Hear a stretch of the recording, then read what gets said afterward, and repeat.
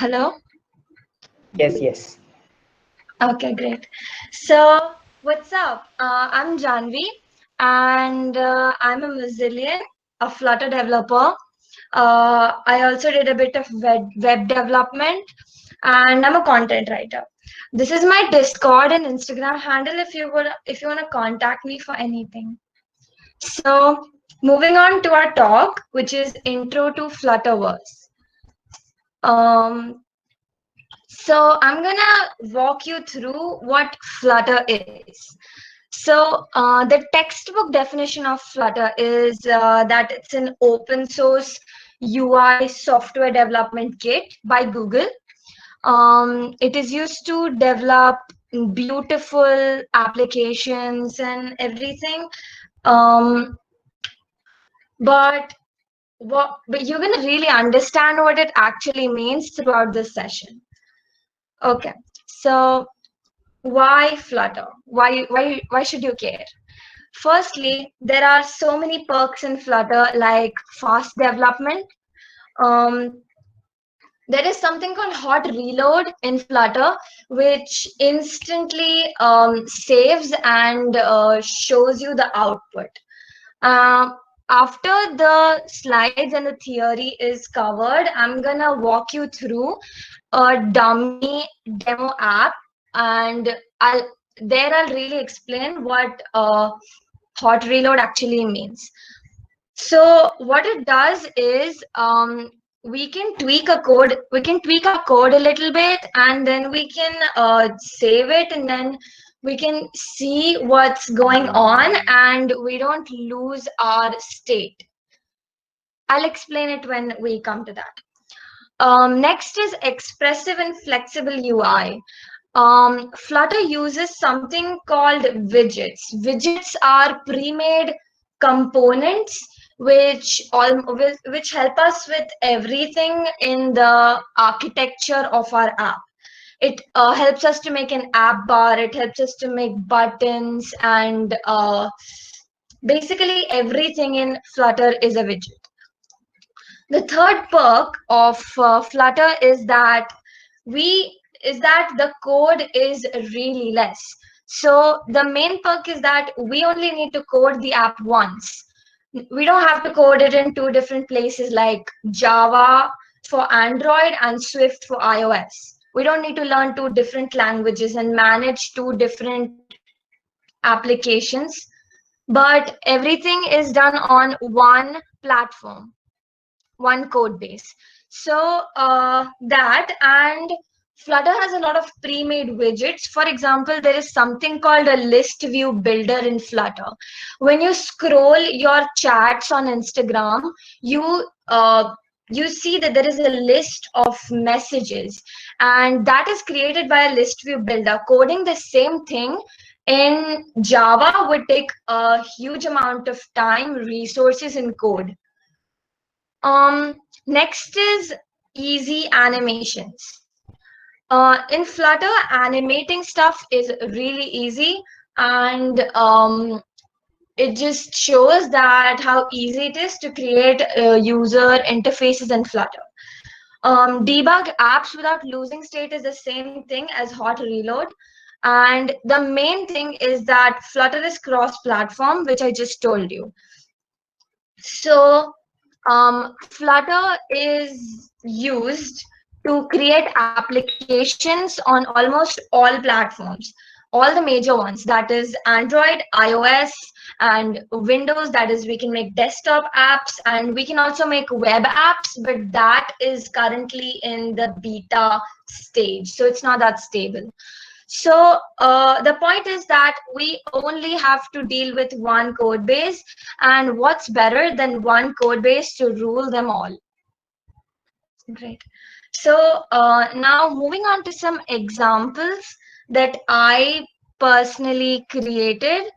This is just a basic app. It does not do anything. It was one of my first apps, and it does not have any functionality, but it is like card which I can show to people like, hi, I'm Janvi. This is my number, and this is my email ID, and I'm a web slash a Flutter developer. I was just checking how the UI works. Next is the BMI calculator, and I'm just going to show you what it does in a minute. Great. So I can adjust the height using a scrollable slider, and through a button I can change everything that I want to change. A BMI calculator basically tells me about my body mass index. It has a really easy functionality in the backend, but the main thing that I wanted to create was the UI. Um, Proceeding to the third app, which is a bit more advanced, I called an API in this app of Open Weather Map, and I'm just going to show you what it does.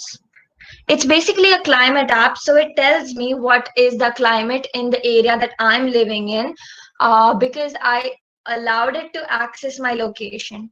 Then there is just wait a second. Okay, cool. So it's telling me what the temperature is in Valsad, and then I can add a city. So I added Vadodara, and it's telling me that this is the temperature in Vadodara currently. It's getting all the data from the Open Weather Map API.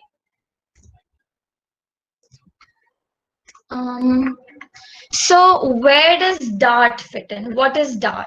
So Dart is a programming language. It was developed by Google originally, and Flutter uses Dart exclusively. Flutter was created on Dart actually. Dart is an object-oriented language, just like Java and JavaScript. It has an efficient workflow. It helps us to basically do all the functionalities, like almost everything actually. Next is that Dart is really easy to understand and learn if you're familiar with web development, mainly the concepts of JavaScript. It is really easy to switch to Dart from JavaScript, and it's easy to switch to Java from Dart. So we can easily switch to Java to learn about native concepts and developing apps natively, basically. Yeah.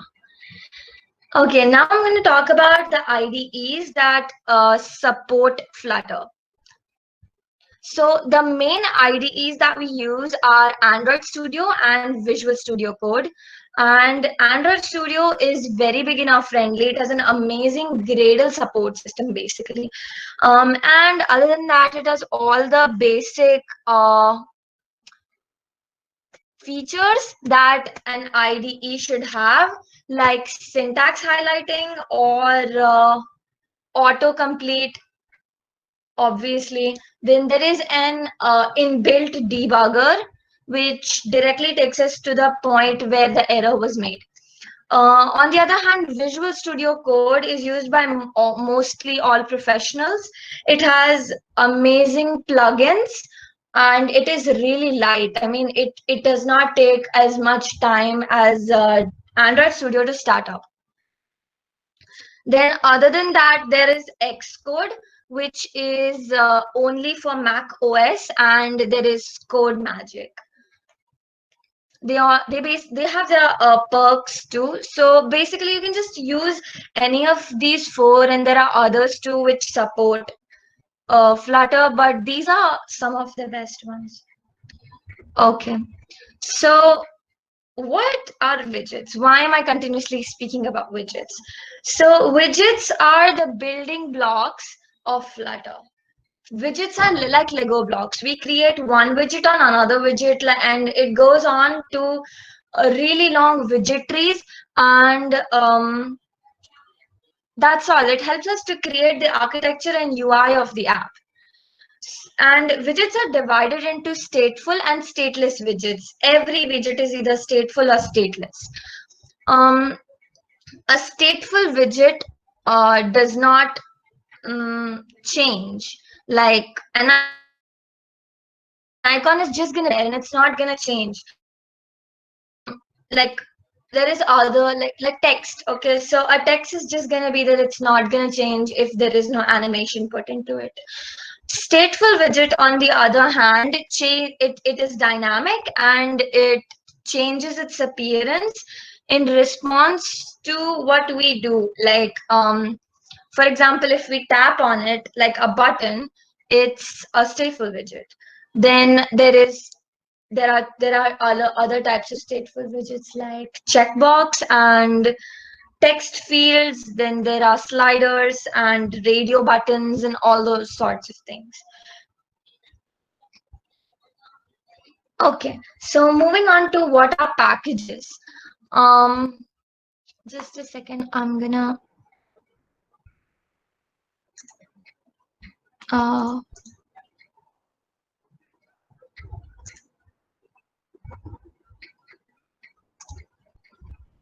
yep. So what are packages is Flutter packages are basically open. This is the site where you mostly get access to all the to all the packages which Flutter supports. And basically, what it means is that it's an open source code or it's an open source code written by someone, and we can use it like an API. We can call it like an API and use it in our code to make stuff easier for us. In the in the code, in the walkthrough, I'm going to show you what I mean. We're gonna call a package, and I'm gonna show you how exactly do you incorporate in your Flutter program, in your Flutter project actually, and we're gonna go through that. So cool. So let's get into coding now. Um, just a second. I'm gonna start Android Studio.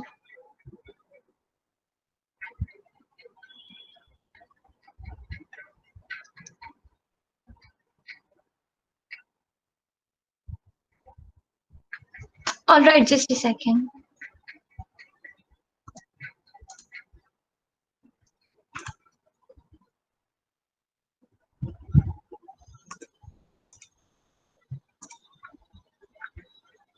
Yeah, sorry. Um, is my screen visible now? Yes. Okay, great. So cool. Okay, cool. So we're gonna get into coding now. Um, so this I just launched Android Studio, and we're gonna start a new Flutter project. Um, we're gonna click on next, and here we can name our project. So what we're gonna make here is an app um, where we call a package and it randomly generates a superhero name for us. All right, so I'm gonna name it superhero underscore demo. Okay, and click on next, finish. It takes a few seconds to create it.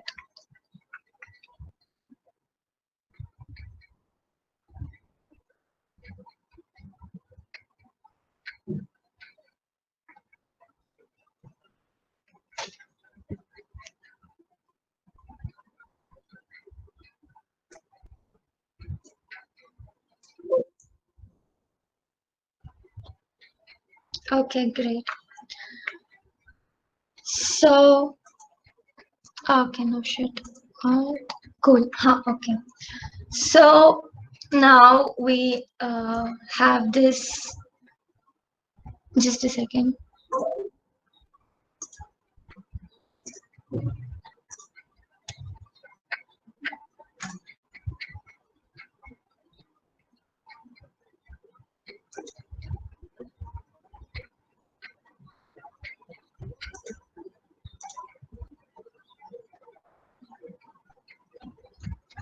Okay, so we have this uh,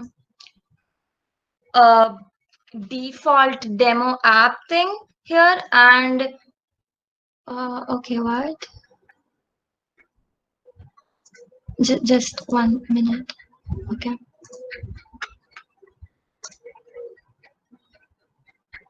Okay, cool. Got it. Cool. So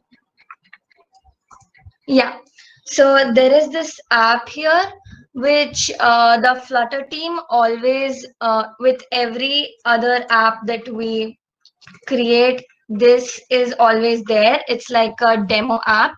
And I'm going to show you in a minute what it does. Just let this start.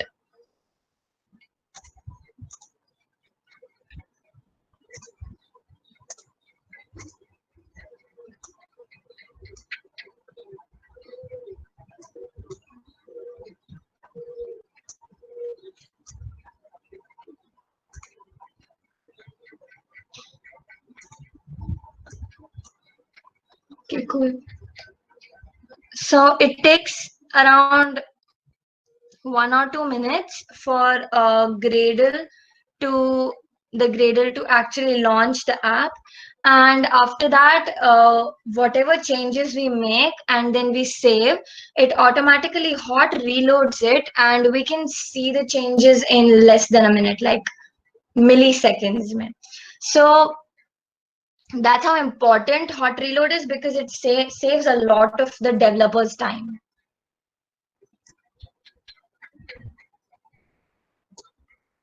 Cool.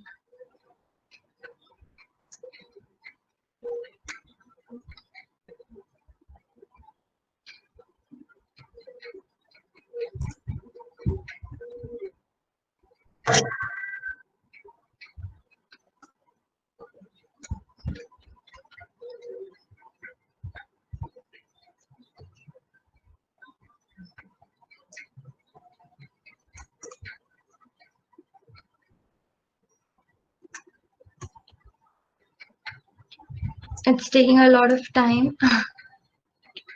So just bear with me, wait it out.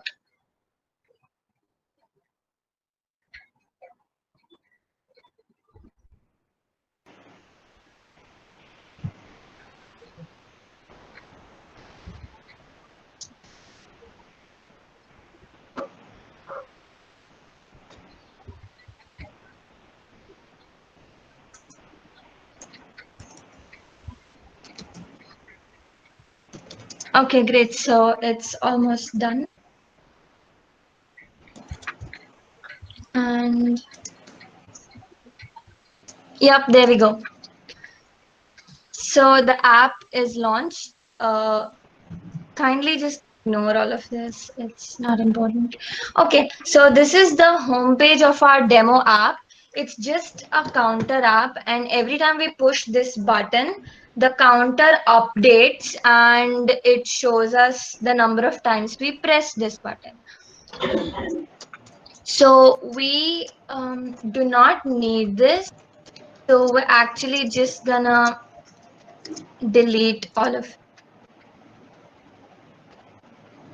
Okay, great. Just a second.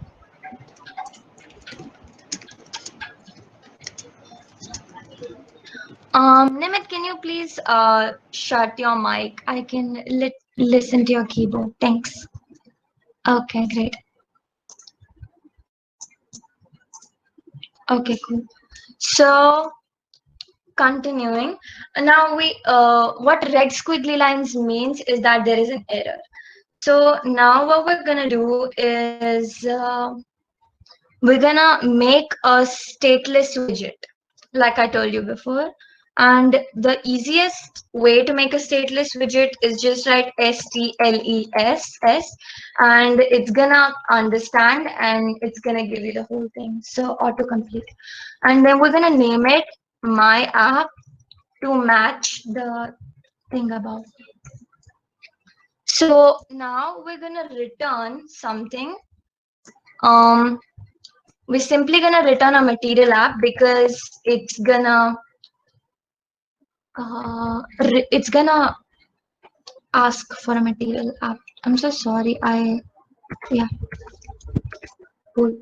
So material app is a widget. Even my app is a widget. As I told you, it's a stateless widget. So in material app, there are many parameters or properties that we can assign. For example, there is theme, and I'm going to give it a dark theme. Then apart from that, there is a lot of other stuff. For example, I'm gonna give it a home, and here I'm gonna say that the home page is I'm sorry, all this documentation. Yeah, so superhero. Cool. So now it's giving me a red line because I haven't actually made it. Now we're gonna make a stateful app, a stateful widget. So STFUL, and it creates a stateful widget for me, and I'm gonna name it superhero to match this thing above. Okay, there is a typo. Cool, great. And okay, great. So now we have a stateful widget, and we're not gonna mess with anything in here, but we're gonna tweak the code in the superhero state. Cool. So I'm gonna make this return a scaffold basically.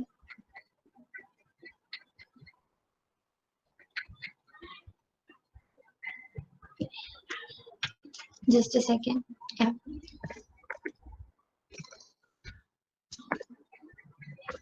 Cool. So what a scaffold is, it's basically it has a lot of parameters like an app bar, a body, floating action button, and lots of other parameters. It has extended widgets, and it has, like, we can assign a lot of parameters. It's basically helping us to create our architecture. So in scaffold, I'm gonna make an app bar property, and I'm gonna assign an app bar widget to it, which is going to have the title of superhero generator. But before that, we're gonna wrap it in a text widget. That's the only way we can get it to render on the screen.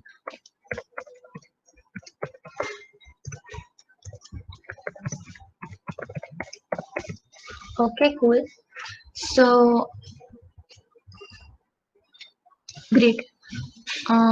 Now to see what we did, I'm gonna press hot reload here, and this is what happened. This app is in dark mode. There is an app bar created, and it displayed the name of the thing that I mentioned in the title. Okay, so now I don't like that it has a dark color, so I'm gonna change the color of my app bar to a nice teal color, and that's it. That's how easy it is to make changes in our app and see it in less than a second. Great.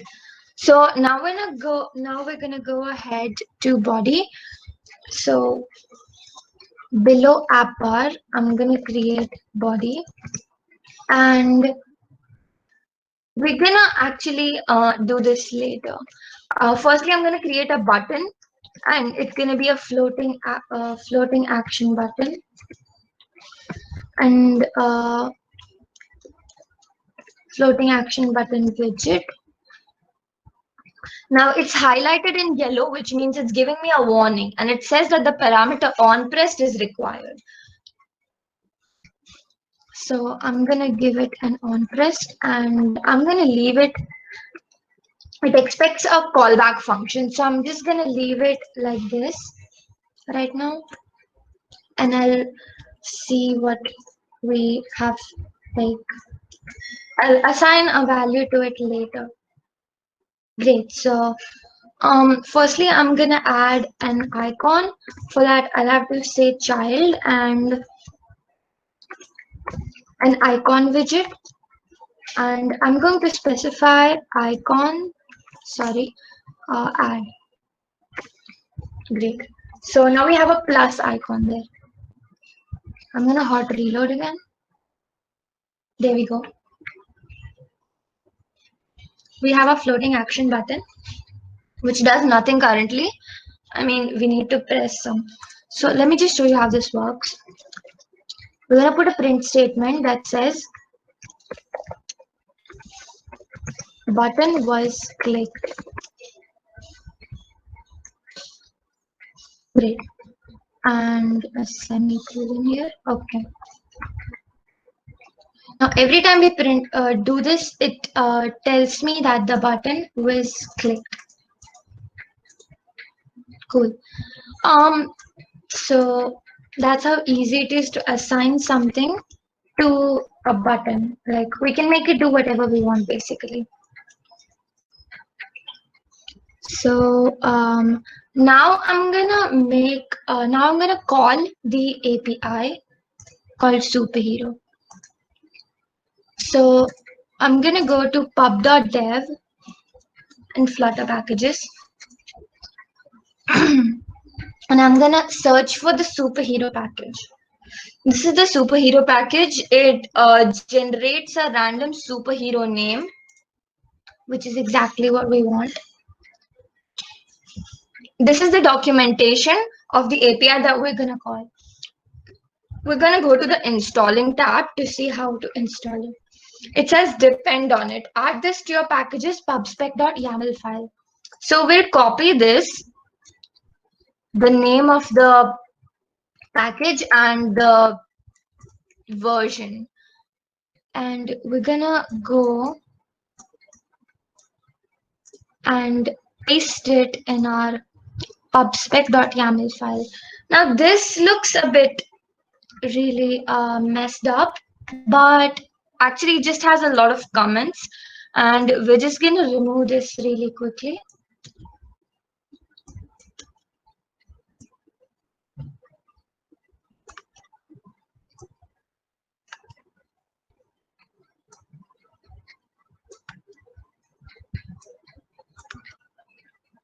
If you're gonna add any images, you should not remove the assets comment or the fonts comment if you want to add some fonts, but in this project we're not going to use any of them, so I'm just going to remove this.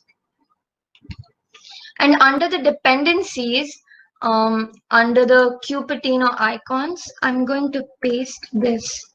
In this file, pubspec.yaml, it's very important that you get the indentation right.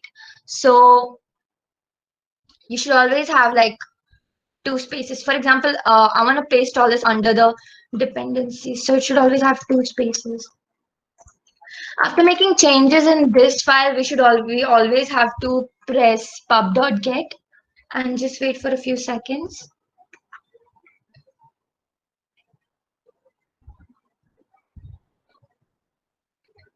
Great, so it's done. Now, yep. Now the next step in the installing guide is that install it through a command line, but we don't need to do it. So we're just going to quickly need to go and import it. So we're going to import this line of code at the top of the file under the material package. And it's actually like this because it's not green because we haven't used it anywhere yet. So just a second. Yeah. So now we're going to use it. In this, if we go to example, it says, or we can go to the README. It says that retrieving a random superhero name is just as simple as passing this command, and it returns a random superhero name. So we gotta go to, yep. And what we're gonna do now is we're gonna create a string variable, and I'm gonna call it superhero. I'm not gonna assign anything to it, so I'm just gonna initialize it here. Then I'm gonna create a function called get generate name.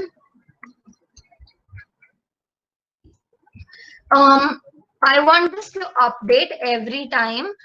So like every time we click on the button, it should update and give me a new superhero name. So I'm gonna wrap it in something called set state, which sets the state every time this whole method is called.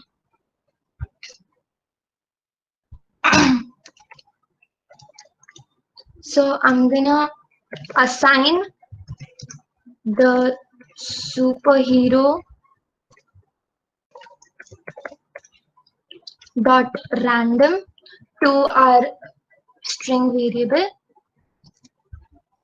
and outside set state I want to return the superhero variable, but it's giving me an error right now because we want to return a string and I mentioned void here.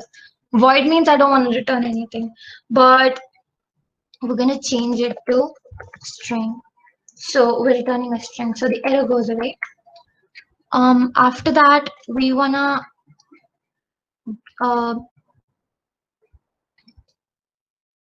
wanna make another,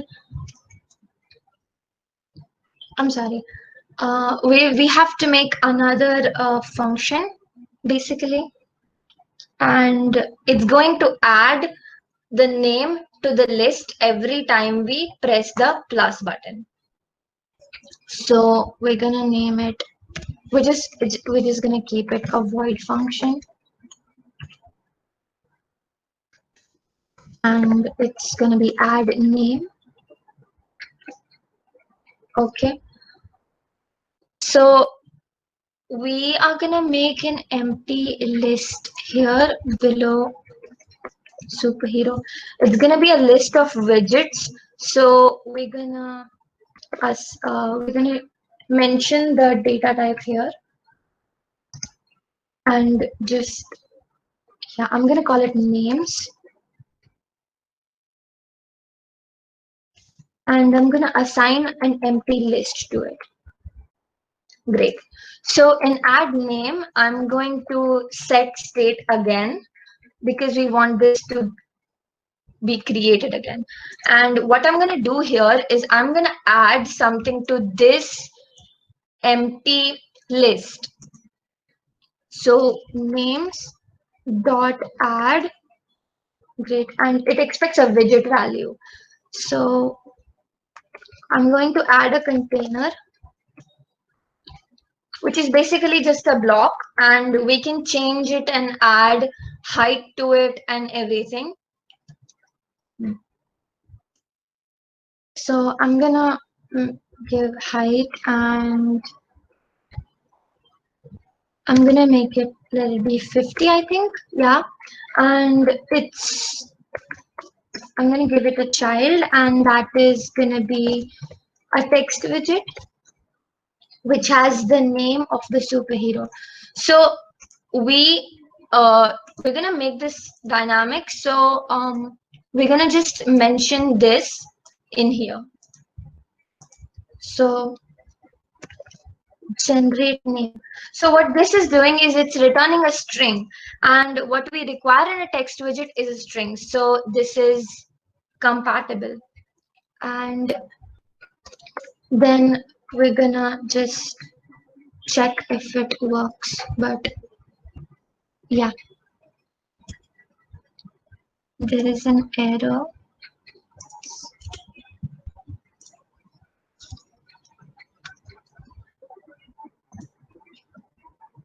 Yeah, it's gone. Great. Cool. So we made these functions, but where do we actually do it? Like this is the only skeleton of our app. If we don't put the list, if we don't build the list here, it's not going to show up on our screen. So after our app bar ends and before the floating action button, I want to create something called a Listview Builder. So I talked about the Listview Builder before, and what it does, it creates a list, which is scrollable. So I'm gonna make give a body parameter, and it's gonna be a column because it's gonna be all the types of list. It's gonna be a list, so it's gonna have a lot of widgets. So the column and children.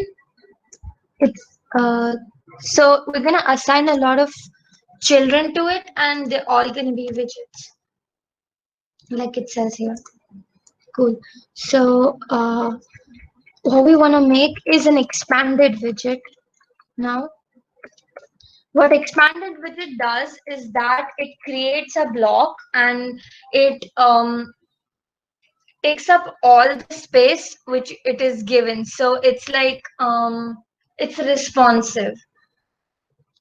So we're gonna give it a child, and it is a list view builder, and it has this thing called item builder is equals to null, and we're going to change that in a second. Before that, we're going to give it an item count, and the number of item count means the number of names it's going to have. So we don't know that yet because it's going to be as the user does. So what we need to do is we need to do names dot length. What this command does is it gives us the number of items inside the list called names, and that's why if every time we create a new name and it gets in here, it's gonna take that into account basically. So in item builder, we're gonna give it it's like this is like a callback function. So a context and index, and inside that we're gonna return something.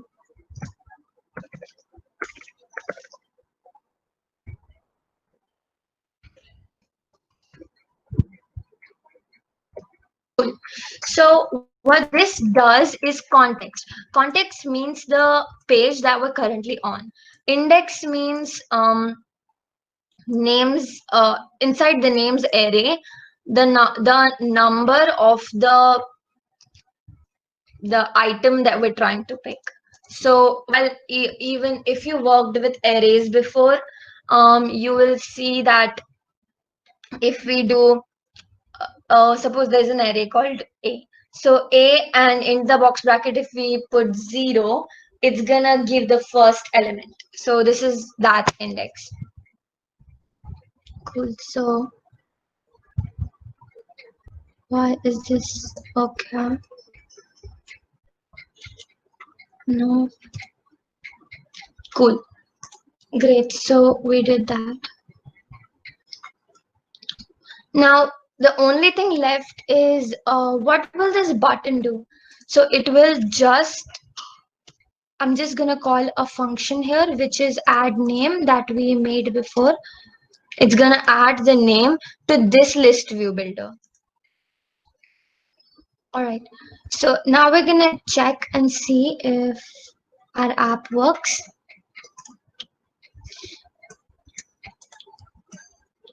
Okay, we're getting yeah. So we made changes in the pubspec.yaml file, and after that our app requires to be restarted from cold. So we have to stop it and then play it back. It's gonna take some time. for the Gradle to make the app again.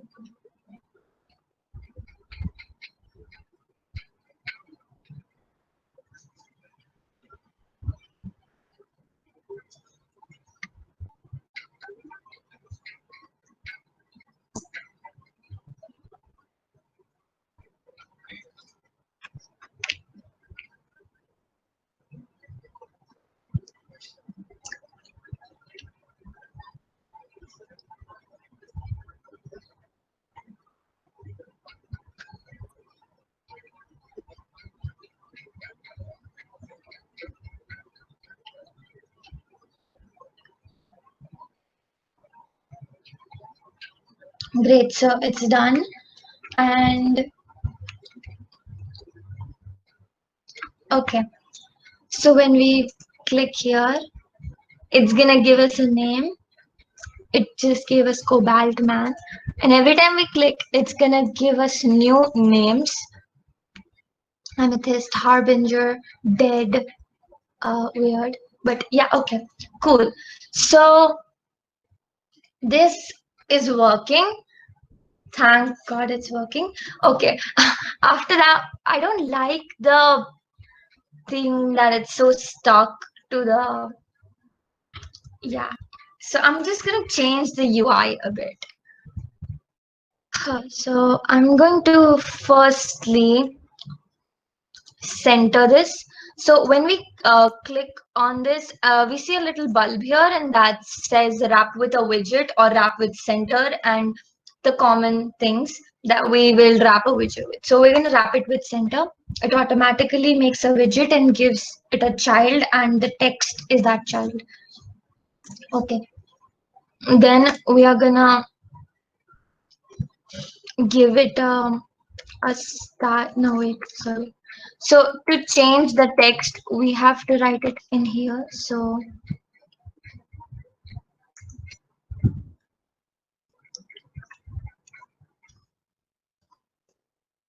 okay, now we're going to give it a parameter called style, and it takes a widget called text style. And in that, we can define that we want to, suppose I want to make this bold.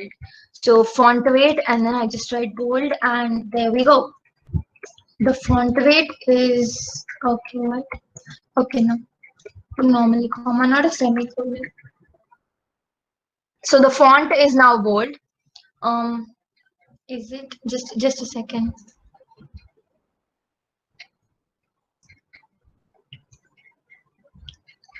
Yeah, okay, great. So yeah, it's in the center and it's bold now. Also, the font is like really small and it's like really hard to understand what's written on the screen. So I'm gonna change the font size to a 20. And then I'm also gonna change the color to a gray color. Okay. No, sorry. Yeah, to a gray color. So when we save this, and it's hot restarting. Yep. And when we click on the button again, it's a lot better. And it still gives us all those names. And when we scroll, we can see the new names. So we just made a scrollable list view. You can make a lot of things with this. For example, you can make to-do apps, and you're always going to need a list view. It's really efficient. So there we go. We made our app, and that's all for this session. I hope you liked it, and that's it. Passing. Wait a second. Yep. Thank you.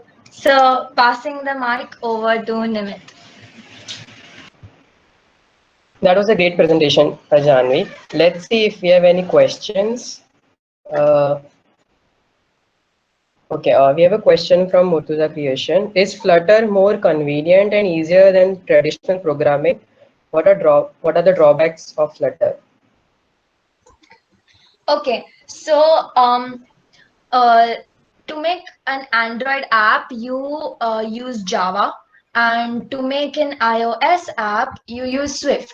So suppose I have an app that I made and that I put on iOS, okay, on the App Store, and I get 1,000 messages every day, and people love the app, and they're asking me, when is it coming to Android? When is it coming to Android? So after a lot of learning and everything, I learn Java, and I create an app and I put it on the App Store. So now every time there is a bug or I want to make some changes, I have to make the changes in both of them. I have to manage two different code bases, and then everything will be updated on both the platforms. But with Flutter, we only need to code the application once. I hope that answers your question. Okay, so we have one more question from Indigen Gamer. What if I want to make a square button as opposed to a circular one? Can we make a square button? Yes, so we can definitely make a square or a circular button. It's just there are pre-made widgets, but we can always change it. So when you go to the documentation of suppose you have to go to api.flutterdocs.in, and you can check the documentation. Also, when you press control and click on the widget, you can go to the actual document, you can go to the actual code where they made the button. So there you can see that this is the place where they made this rounded. So this is the parameter, and all you need to do is change it in your Flutter code. It's very easy to change code. It basically gives you complete control of each and every pixel on your screen. So yes, we can control and change all the pre-made widgets. That's, yeah, I hope that answers your question. Yeah. So we have one more question from Sumit Yadav. Is Flutter more efficient than Java, Python in terms of performance? Um, I just answered it 2 minutes ago, but yeah, it is more of the perks on the developer side, and it's still gonna make the same apps. But there are so many other perks in Java that are better, and it might be better than Flutter. So it's actually a personal preference. You can either go in Android development specifically, or you can go in Flutter and release your apps over both platforms.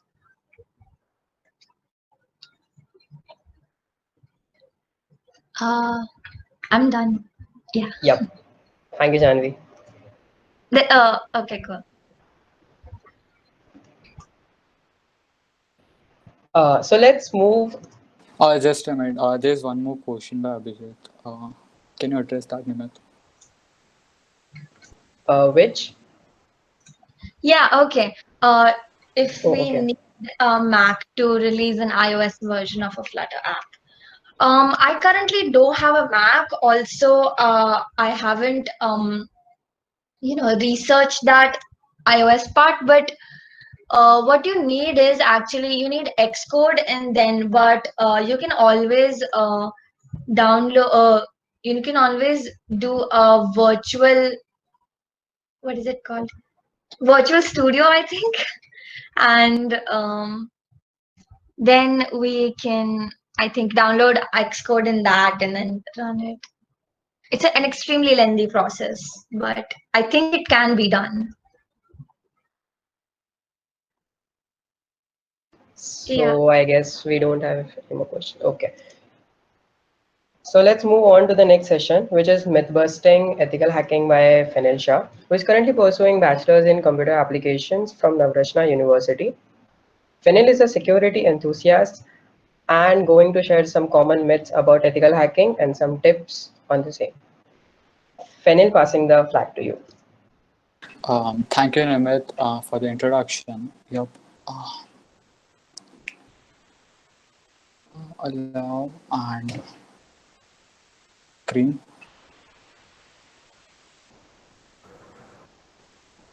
Uh, Yes, it is visible. oh, thank you. Hi, my name is Fenil Shah, and I'm from Navaratna University, currently pursuing Bachelor of Computer Applications, first year. I'm a Mozillian. I'm a MozNUV campus lead, bug hunter, and also an amazing stalker. And you can contact me on Twitter and Instagram if you got any queries regarding ethical hacking or for whatsoever reasons. Here are my handles. Check it out. Let's get started with today's topic, and that is myth busting ethical hacking. Also, before we move on to myths, let me explain to you what hacking is and the types of hackers present in this universe. So, what is hacking? Hacking is nothing but basically getting access to something which we are not allowed to, or say unauthorized, getting something confidential without permissions. Let me explain to you with an example for a better understanding. Imagine this is Bob, and he visits a website and gets amazed with the products that website has, and also Bob is a hacker too.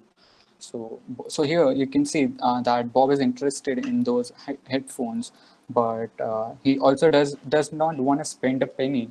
So what he does is hack into company systems and manipulate the price tags and get it for free. For example, if this headphones cost around $200, he manipulate it to zero or something, or add a coupon manipulating the codes. He can get this for free, and without having the permission of the manager or company. And this is what hacking is. And also, if you notice, this is from Trivago. Okay, so continuing on with this, there are basically 7 types of hackers, but mainly 3. That is black hat hacker, gray hat hacker, and white hat hacker. Let me explain each of these, which previous example, which I shown here.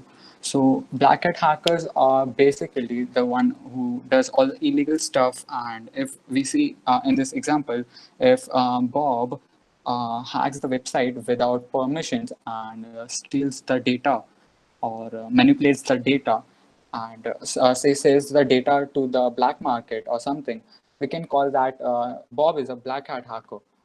But and next, gray hat hackers are the ones who do the hacking without permissions. But at the end of the day, they submit those vulnerabilities to the company to which he or she hacked.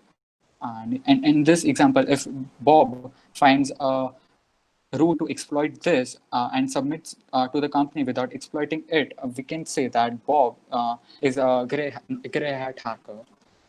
Now, the next is white hat hacker. They are the ones who hack the systems with permissions, and they submit the report or a bug to that particular program or company.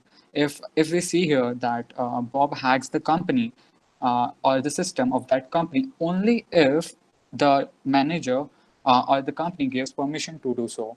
And also keeping in mind the policies or the protocols of the company, Bob submits the bug if there if if he finds any. Now moving on to the myths. These are some myths I used to believe 1 year back, and I'm pretty sure that if even you noticed some of this before starting out or getting to know about hacking, hacking is easy and illegal, which is definitely not, and it could be legal as we saw in previous slides. And uh, can you shut your mic, please? Um, Okay, let me Can continue. you please turn off your mics? Okay, let me continue. So like next is roll out some commands and boom. I wish can hack anything you dream of. And I'm sorry, this is not how it works. Everything happens within seconds. This is kind of Bollywood or Hollywood thingy. Just a minute. Can you shut your mic? Also is it's kind of disturbing me. Thank you. Yeah, I guess it's done. Yep. And money is not an issue. This looks like a moreover like a dream, and these are the myths. Now I would like yep, noise. Now I would like to share my journey about hacking, how I get started, and how these myths got clear out of my mind, and what lessons I learned. Hacking looks easy, but to be honest, it needs wholesome of hard work. So, yep, it is said that everything starts with a Google search, but mine started with Twitter with the hashtag bug bounty. What happened was I was scrolling back then and I saw one tweet saying that he got awarded this much of dollars on this program, and for the bug he reported to the particular program or the company. So you can see here like Sick Ninja got awarded 500 euros for his submissions. Next is Jixin KV. He got awarded $150, and here is Jay Kumar Sharma, $100, and there are many. So like after watching this, the only thought I was getting in my mind was wait, hacking is legal too, and you can earn tons of legal money too. That's that back then that was something new to me, because what my myth was, hacking is illegal, don't do that and shit. So yep. The next thing I did, which probably every person could have done, is that Google it, simple, and go and get more deep and deep. So I searched on how to get started with bug bounty, as you can see on the screen. I got many results, but among those results, three results kind of amazed me. That was bug bounty platforms like HackerOne, BugCrowd, etc. Next thing was blogs, Medium, where there was blogs to how to get started with bug bounty stepwise. First do this and then go here. Basically, providing all the resources and stuff. And next was Udemy. This was something obvious, but yep, courses like Bug Bounty Crash Course and Earn Your First Bounty, and this kind of course kind of amazed me, because I didn't have any kickstart before, back when I started. So this was only, yeah, that continuing. To next to do in my journey was getting started practically. So first thing I did, signed up on the platforms like HackerOne and Bugcrowd, and use it for a while to get adapted to these platforms. Like if we are new to Twitter, we need some time to get used to it. So we use day and night, and so then we get used to it. So like that, I use these platforms to get used to it, to adapt what these platforms do and stuff.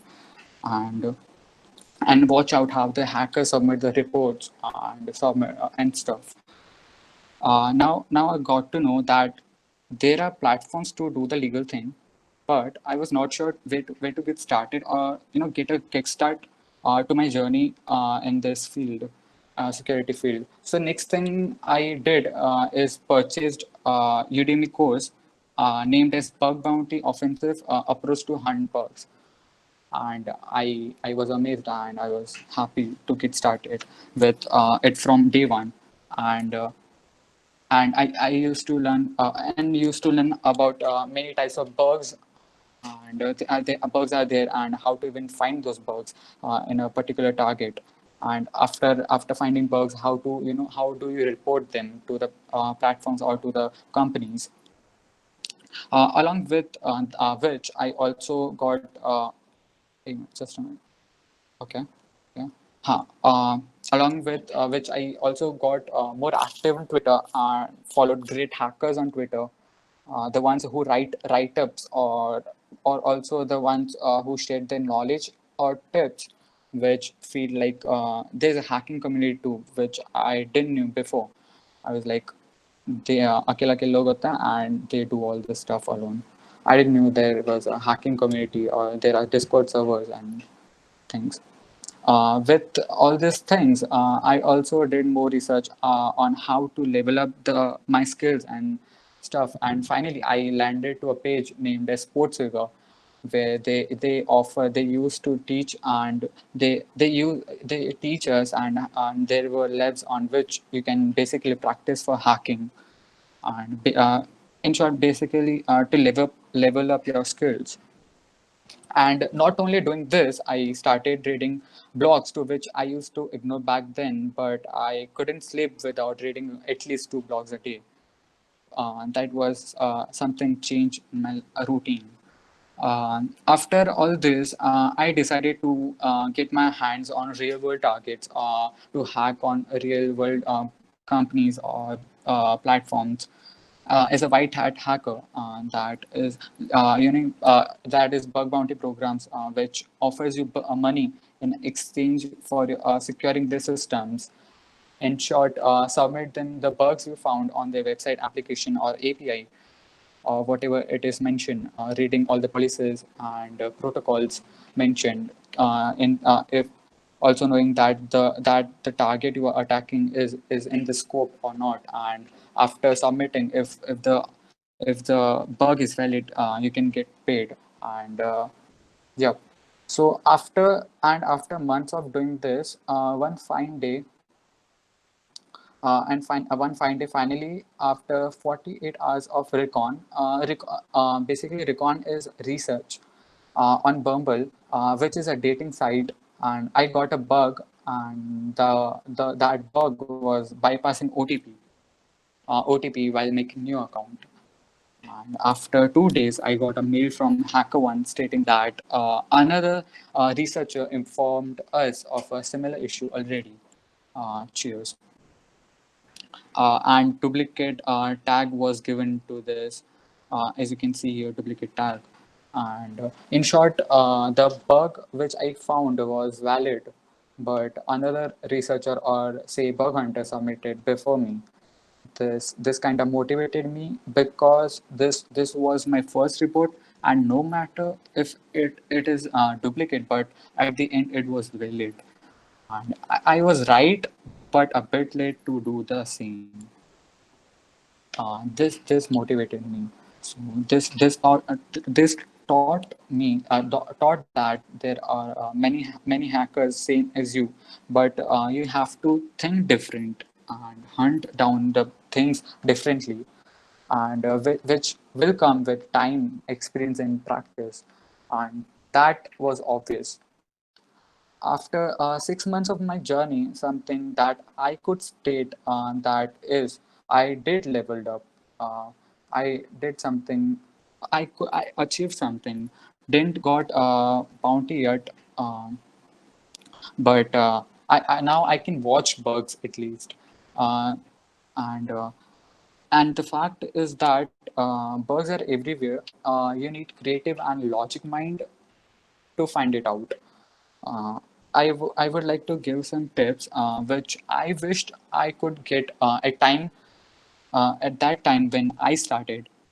Uh, so the first thing is the fact that don't waste money on courses on Udemy or any other, because I know it gives kind of kickstart to your journey. But when after doing all this stuff for months, I got to know that you can get any information with some research and patience.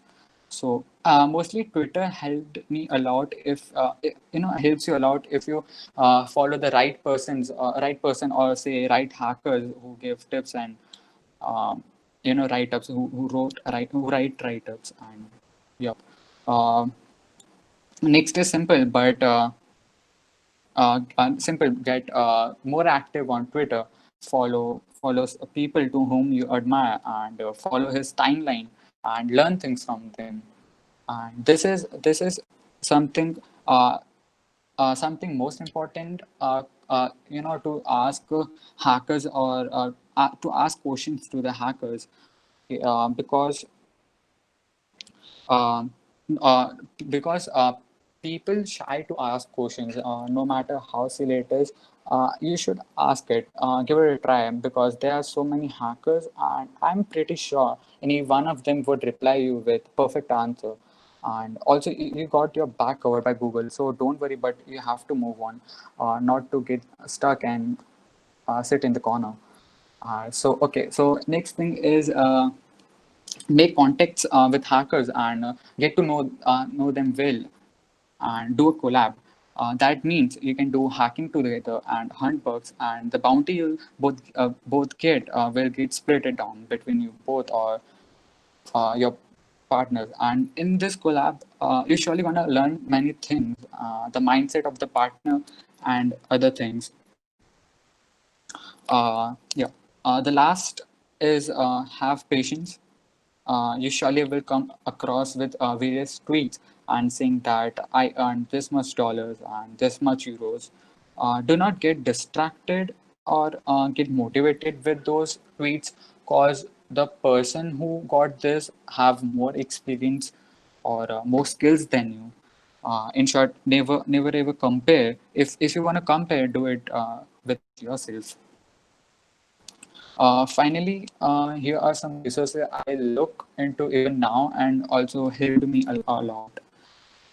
Do not forget to look into Hacktivities. Hacktivities is basically a timeline where other hackers submitted their report, and that report is being disclosed by the company as that particular bug is fixed back.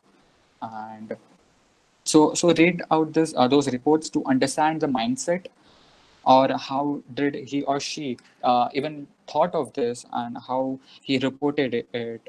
Just have a look, and yeah. Also, next thing is, make YouTube as your best friend, just as Google, because and here are some YouTubers who helped me and also many hackers to get started and have different perspective to hunt bugs. The first one is Namsek, and he takes basically interviews of other hackers. You can see live recon with Namsek, and here and ask them their story and things about their mindsets and stuff. And here are some other hackers you can follow on YouTube and join their Discord servers. This is Stoke, and this is Inside a PhD.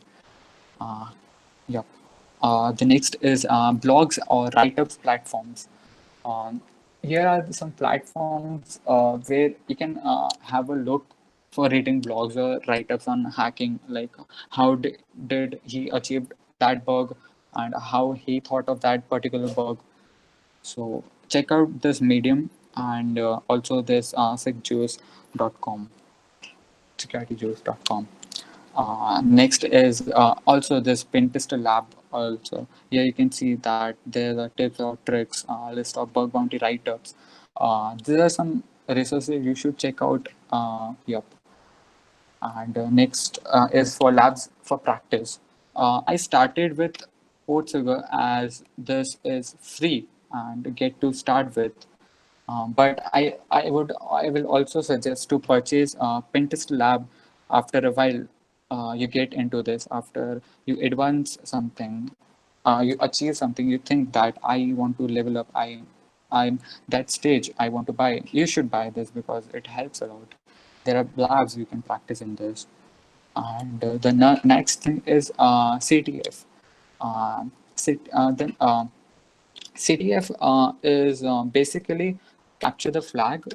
Uh, you have to dig up the target you are hacking and find out those flags and submit it. And HackerOne uh, provides this platform to practice CTF. And don't forget to check this out. Yep. And next is something. You can, or actually you should do after leveling up, or say as you grow in this field. And yep, and this is one, try hack me, and the other is hack the box. That's all from my side. I hope you enjoyed it and got to know something out of this. Feel free to ask questions now, or you can ping me personally. Here are my social media handles, and I'm more active on Discord and Twitter.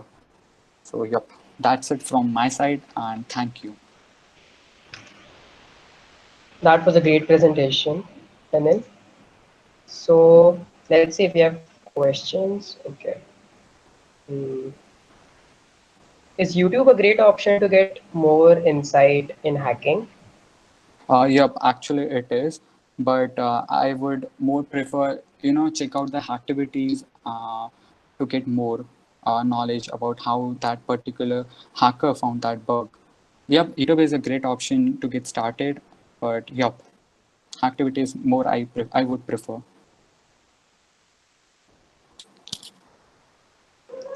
Okay, so the next question is from Himal Shah.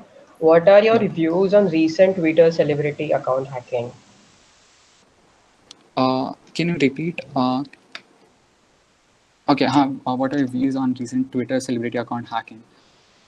Um, Actually, that happened because of social engineering, and yep, and even Twitter is not, sure with how the hackers got into the systems. Even they are noting down the timeline.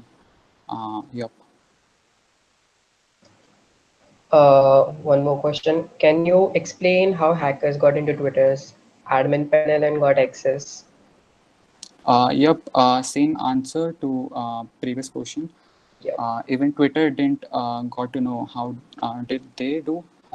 So yep, I need time, but you surely can ping me personally. I'll surely explain how did they do. Okay, here's a fun question. Is there anything that is unhackable? Um, is there anything unhackable? Um, Yes. this is kind of tough to answer, but nope. Everything is hackable. One mistake of developer can give can rule can the hacker can rule the whole the system. One mistake of developer can make, yep, to rule the whole system. Yep. Are there any more Uh, questions? I guess that's all. Okay. What steps can be taken to stay secure online? Okay. Okay, so first thing I would like to say, use 2FA authentication, that is two-factor authentication. Second, if you are visiting some website, do check if they are using third-party cookies, and are they questioning about your location. Do not allow them without knowing them perfectly.